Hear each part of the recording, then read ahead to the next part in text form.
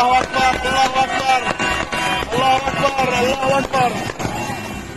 Middle east के एक और देश सीरिया में अचानक से हुए उथल पुथल ने दुनिया को चौंका दिया है।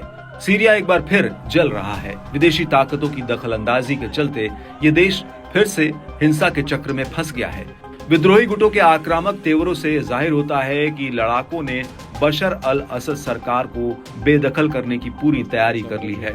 रूस और ईरान के सीरिया को समर्थन देने के बावजूद हयात तहरीर अल शाम गुट ने बड़ी बढ़त बना ली है। विद्रोही सीरिया सरकार की कमजोरी का फायदा उठाना चाहते हैं। असद सरकार के सहयोगी देश अलग अलग मोर्चों पर फंसे हुए हैं। बात अगर रूस की करे तो मॉस्को करीब 3 साल से यूक्रेन युद्ध में उलझा है, तो वहीं इजरायली हमलों से ईरान भी तनाव में है।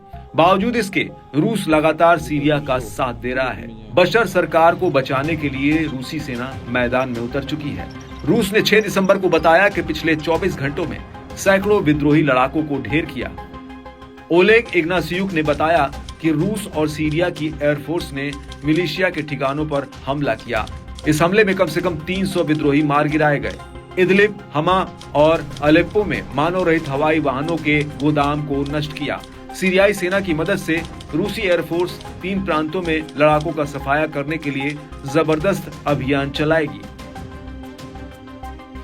बता दें कि ये कोई पहला मौका नहीं है जब रूस ने सीरियाई सरकार के समर्थन में विद्रोही गुटों पर हमला बोला हो। इससे पहले भी रूस ने विद्रोही गुटों के ठिकानों पर जबरदस्त धमाके कर विद्रोही खेमे के बड़े नुकसान का दावा किया है। हालिया संघर्ष की शुरुआत में भी रूस ने सीरियाई सेना की मदद के लिए विद्रोही गुटों के काफिलों और ठिकानों पर हवाई हमले किए थे। अल जजीरा की रिपोर्ट के मुताबिक रूस ने दावा किया था कि इन हवाई हमलों में 250 विद्रोही मारे जा चुके हैं। खास बात है कि सीरिया रूस के लिए बहुत अहमियत रखता है। इस देश में रूस के नौसैनिक और एयरबेस हैं। इतना ही नहीं, सीरिया में रूसी सेना की स्पेशल फोर्स भी तैनात है।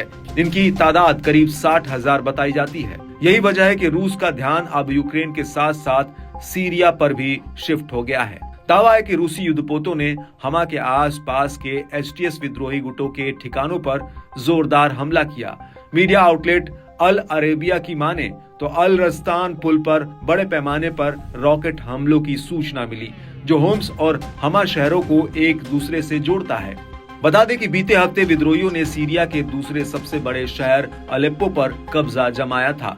बीते दिनों हमा पर धावा बोला, जहां 10 लाख लोग रहते हैं। बताया जाता है कि अब लड़ाके रणनीतिक रूप से महत्वपूर्ण शहर होम्स की ओर बढ़ रहे हैं। न्यूयॉर्क टाइम्स के मुताबिक विद्रोही गुट में एचटीएस और उसके सहयोगी संगठन शामिल हैं, जो एक साथ मिलकर असद की सेना पर चढ़ाई कर रहे हैं। वहीं विद्रोही गुटों के सीरियाई राजधानी दमिश्क की ओर बढ़ता देख ईरान ने भी बड़ा फैसला लिया है। एक ईरानी अधिकारी ने न्यूज एजेंसी रॉयटर्स को बताया कि ईरान सीरिया में मिसाइलें और ड्रोन भेजने, साथ ही विद्रोहियों के खिलाफ लड़ाई में अपनी सैन्य सलाहकार की मौजूदगी का विस्तार करने की योजना बना रहा है। हालांकि ये अब तक साफ नहीं हुआ है कि ईरान सीधे तौर पर इसमें शामिल होता है या नहीं। जहां रूस सीरियाई संघर्ष में खुले तौर पर कूद पड़ा है, ऐसे में ये देखना काफी अहम रहेगा कि क्या ईरान भी इस ओर कदम बढ़ाता है या नहीं।